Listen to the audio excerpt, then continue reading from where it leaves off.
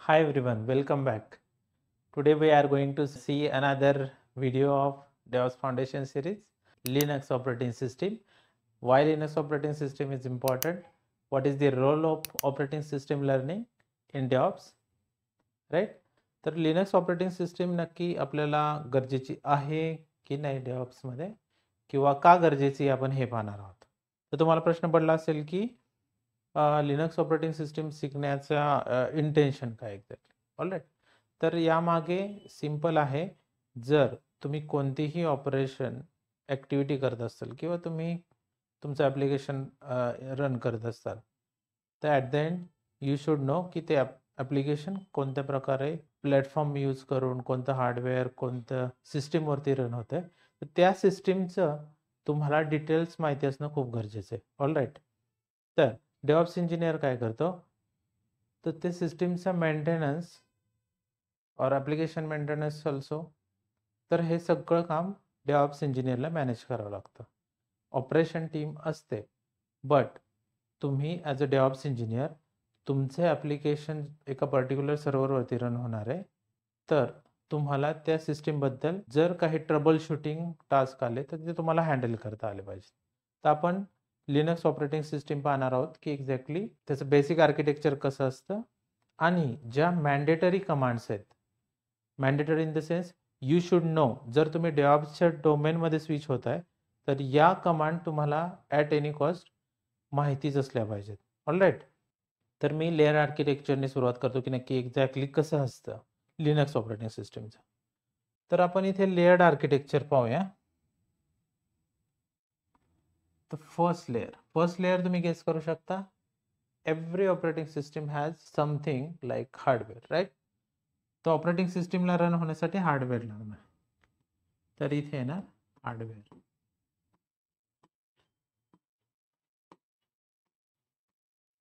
All right. हा first portion झाला, first layer झाला we can see. Right. Second layer कोणता आहे, याच्याशी इंटरॅक्ट करण्यासाठी कर्नल.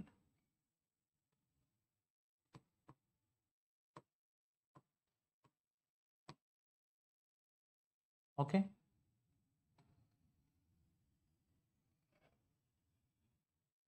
त्यानंतर कोणता लेअर असतो, शेल.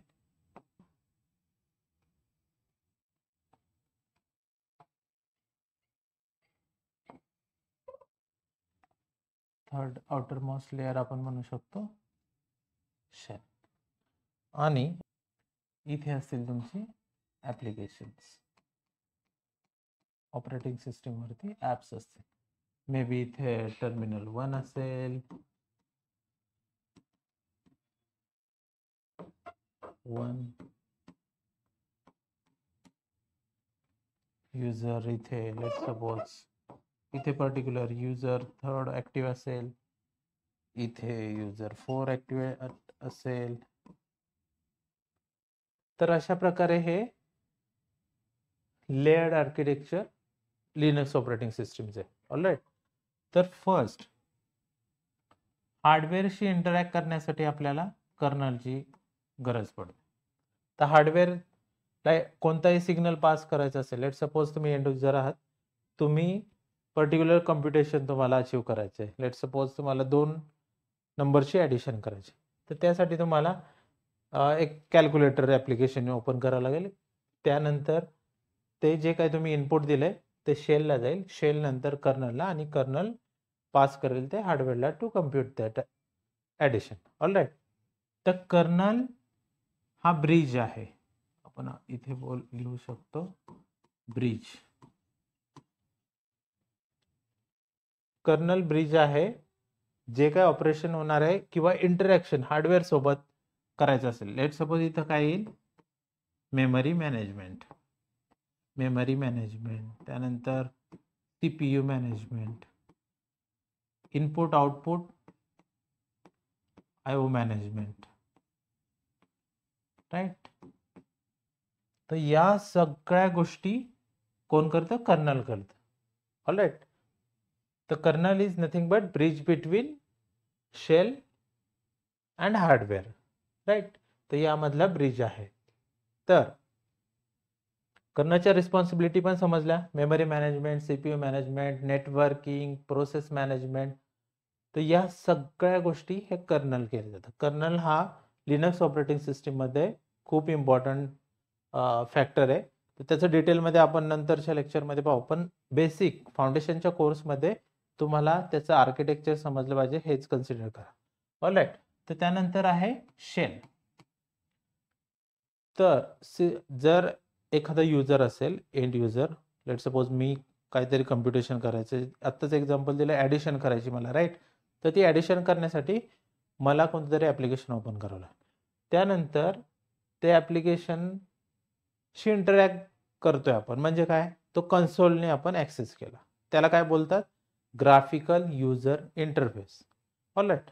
जर मी कन्सोल ओपन न करता मी टर्मिनलवरती कमांड लाईनने त्याला इनपुट देतो, त्याला काय बोलतात, कमांड लाईन इंटरफेस.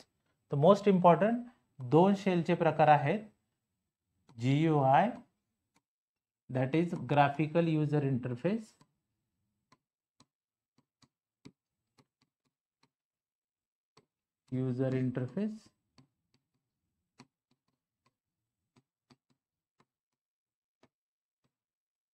ओके, आणि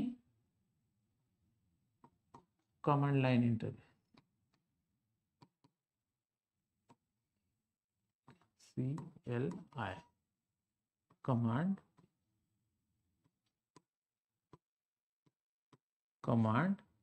line interface.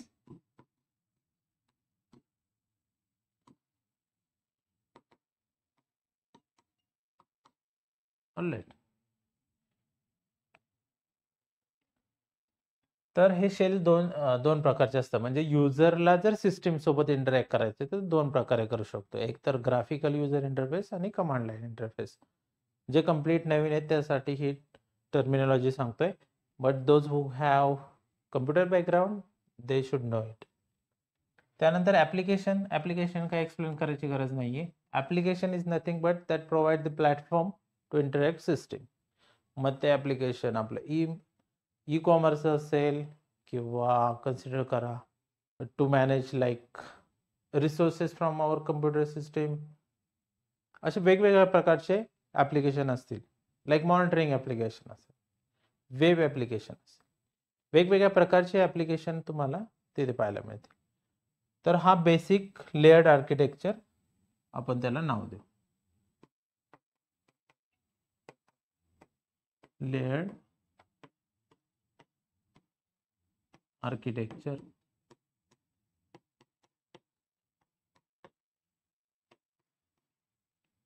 Of Linux OS.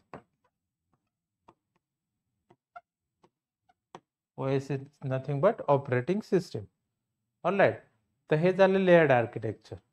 Layered आर्किटेक्चरमध्ये आपण पाहिले किती लेयर आहेत, hardware, kernel, shell, and outermost layer is shell which interacts with a different application and different user that will interact at the outermost layer. All right. तर आपण next point पाहू. हे तर झालं ऑपरेटिंग सिस्टीमचं आर्किटेक्चर. पण आता डेव्हऑप्स engineer आहे आपण, तर त्या आपल्याला कोणकोणत्या गोष्टीची गरज लागू शकते. तुम्ही जेनकिन्स पाईपलाईन लिहिली, जेनकिन्स पाईपलाईनमध्ये तुम्हाला पर्टिक्युलर फाईल एका जेनकिन्सच्या वर्कस्पेस डिरेक्टरीमध्ये कॉपी करायची. त्यासाठी तुम्हाला जेनकिन्स सर्व्हरचा ॲक्सेस असून तिथे तुम्हाला डायरेक्ट कोणती पर्टिक्युलर फाईल कॉपी करायची असेल टू अ वर्कस्पेस, तर तुम्हाला कॉपी कमांड माहिती पाहिजे, राईट. तर लिनक्सच्या आपण अशा बेसिक कमांडपासून सुरुवात करू. एकदम बेसिक कमांड आहे. Let me change the colour. Okay, basic Linux command.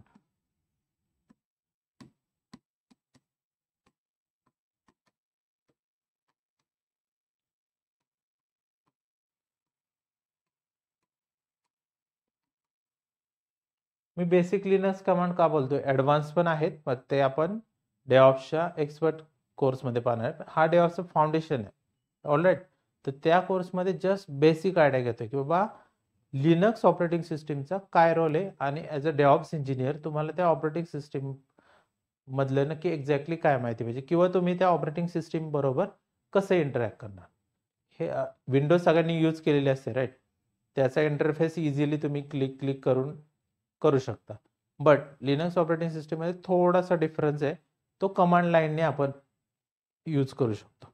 तिथे सुद्धा ग्राफिकल युजर इंटरफेस आहे, बट ऑर्गनायझेशनमध्ये फॉलो केलं जातं कमांड लाईन इंटरफेस. तर पहिली कमांड पाहू आपण, ls. ls is nothing but self-explanatory. List all file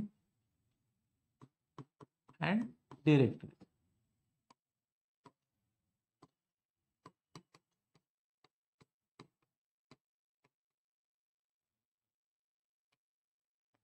list all files and directory. इथे काय करताय, लिस्ट करतायत. लिस्ट केलं करतायत म्हणजे काय, लेट सपोज मी विंडोजमध्ये तुम्हाला सी ड्राईव्हमध्ये ज्यावेळेस तुम्ही डबल क्लिक करता, डबल क्लिक केल्यानंतर डबल क्लिक केल्यानंतर जे आतले फोल्डर आहेत ते तुम्हाला दिसतात. सेम वे ज्यावेळेस तुम्ही किंवा कोणता फोल्डर असेल, फोल्डर 1 मध्ये असाल, जर तुम्ही ls टाईप केलं तर ls टाईप केल्यानंतर तुम्हाला जे आतमध्येचे फाइल्स अँड फोल्डर्स जे काय असतील ते तुम्हाला लिस्ट आउट होतील. सेकंड, मला चेक करायचे की कोणती रिपॉझिटरीवर ते मी सध्या काम करतोय. pwd. All right, pwd is nothing but present working directory. Okay, म्हणजे तुम्हाला इथे पाथ मिळतो. आउटपुट याचं काय आहे, तुम्हाला इथे पाथ मिळतो. ऑलराईट, नेक्स्ट कमांड आहे थर्ड कमांड. तुम्हाला नवीन फाईल तयार करायची, तर त्यासाठी काय आहे, mkd आहे, make directory, make new folder. All right, आता हे झालं फोल्डर, बट तुम्हाला नवीन फाईल तयार करायची, तर त्यासाठी तुम्ही कमांड यूज करू शकता, टच फाईल नेम आणि त्याचं extension .txt what ever it may be. अजून एक ऑप्शन आहे vi, हा एक एडिटर आहे, vi फाईल नेम .txt और YAML what ever it may be. म्हणजे तुमच्यावरती आहे की कोणत्या फाईलने एक्सटेन्शनने तुम्हाला सेव्ह करायचं. तर फाईल इथे फोल्डर क्रिएट केलं, इथे आपण फाईल क्रिएट करतो. नेक्स्ट आहे, मला आता या फाईल मधले काही कंटेंट चेक करायचे, तर ते मी कसे करणार, cat command, cat and file name. All right, file name with what ever extension it has, file name.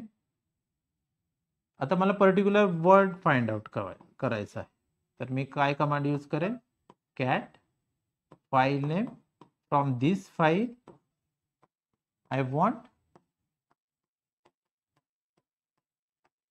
what I want here, pipe, then grep command we are using, right, grep -i or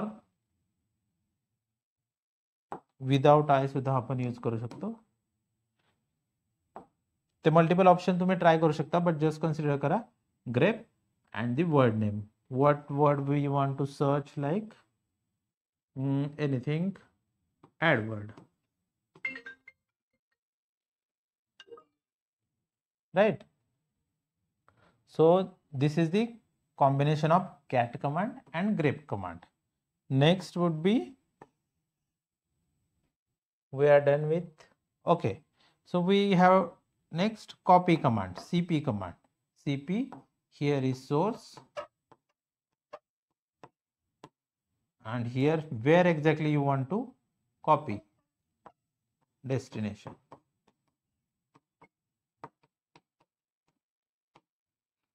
Source is nothing but path of file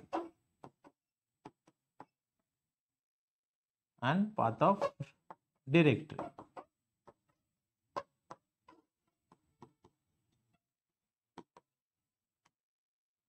Okay, so this is used for copy. Next command, let's suppose if you want to search, not search, if you want to check, की तुम्हाला check करायचंय एखादा server actually running आहे की नाही, म्हणजे respond करतोय की नाही, त्यासाठी कमांड असते. Next one is 10th, that is ping command. Ping and IP of that, IP of server. Server जर खरंच रनिंग असेल, ऍक्च्युअल रिस्पॉन्ड करत असेल, तर इथे तुम्ही रिप्लाय या कमांडला रिप्लाय मिळतो. ऑलराईट, ते तुम्हाला आउटपुट नंतर डिटेलमध्ये एकदा रन केल्यानंतर कळून जाईल. तर ही एक इम्पॉर्टंट कमांड आहे. नेक्स्ट इज लाईक 11, तुम्ही लिनक्स सर्व्हरवरती काम करत असता, मल्टिपल सर्व्हिसेस रनिंग आहेत. Let suppose HTTP service running आहे की नाही, लेट सपोज मी NGINX ॲप्लिकेशन केलं असेल डिप्लॉय, तर त्याची स्टेटस म्हणजे सर्व्हिसचा स्टेटस चेक करण्यासाठी systemctl नावाची कमांड यूज केली जाते.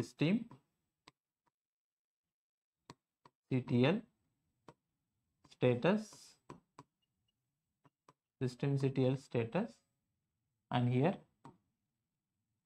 name of service. It may be HTTP, it may be NGINX. Let's suppose I have installed it. Okay, this kind of system service status we can check with the help of systemctl. तर या basic commands ह्या डिटेलमध्ये आपण एक्सपर्टच्या कोर्समध्ये check करणार आहे. पण as a foundation तुम्हाला ॲटलिस्ट लिनक्सच्या या कमांड माहिती असणं गरजेचं आहे. तर या मी काही 10-11 कमांड्स घेतलेत, त्याचं जस्ट तुम्ही रिव्हिजन करा जर लिनक्स ऑपरेटिंग सिस्टीम असेल घरी तर. Otherwise just keep it in mind. We are going to cover in next video for the DevOps expert series, but for foundation just keep it in mind, we have to be ready with the Linux operating system knowledge. जर तुम्ही DevOps engineer असाल तर तुम्हाला Linux operating सिस्टीमचं knowledge असणं तितकंच important आहे. कारण those who are candidate from operation background ते सुद्धा इथे ॲज अ ॲडमिन डोमेनचे सुद्धा लिनक्सचं नॉलेज असलेले कॅन्डिडेट सुद्धा डेव्हऑप्समध्ये एक्सपर्टीज क्रिएट करू शकतो. तर लिनक्सचा खूप इम्पॉर्टंट रोल आहे. आपण डिटेलमध्ये नंतर नेक्स्ट व्हिडिओजमध्ये पाहणारच आहोत. पण ॲज अ फाउंडेशन ज्यांना अगदीच नवीन गोष्टी आहेत त्यांनी या लिनक्सच्या थोड्या कमांड चेक करून घ्या. म्हणजे तुम्हाला नेक्स्ट आपण ज्यावेळेस कोणती प्रोसेस चेक करत असेल किंवा एखादी file copy from one source to another directory आपण कॉपी करत असेल किंवा एक्झॅक्टली लिस्ट आउट करत असेल पर्टिक्युलर डिरेक्टरीला, तर या गोष्टी ज्यावेळेस आपण ॲक्च्युअल प्रॅक्टिकल हँड्स ऑन करणार आहेत तर त्यावेळेस तुम्हाला इझी जातील. तर हे तेवढं just keep it in mind. आणि जर इन केस तुम्हाला ॲडिशनल कमांड यातल्या जर माहिती हवी असेल तर जस्ट तुम्ही टाईप करा कमांडमध्ये. We will work on that commands and we will explain how exactly it works. So हा डेमो आहे, हा जस्ट मी तुमच्या रेफरन्ससाठी दिलाय, बट डिटेल प्रॅक्टिकल सेशन याचा नेक्स्ट व्हिडिओमध्ये होणारच आहे. तर just keep it in mind, like we have to study about Linux operating system also and then we are moving forward. All right, I hope I clear the basic understanding of Linux operating system and how actually in very low level or basic level how we can interact with operating system. हे clear केलं. All right, So thanks for watching, and I will see you in next video.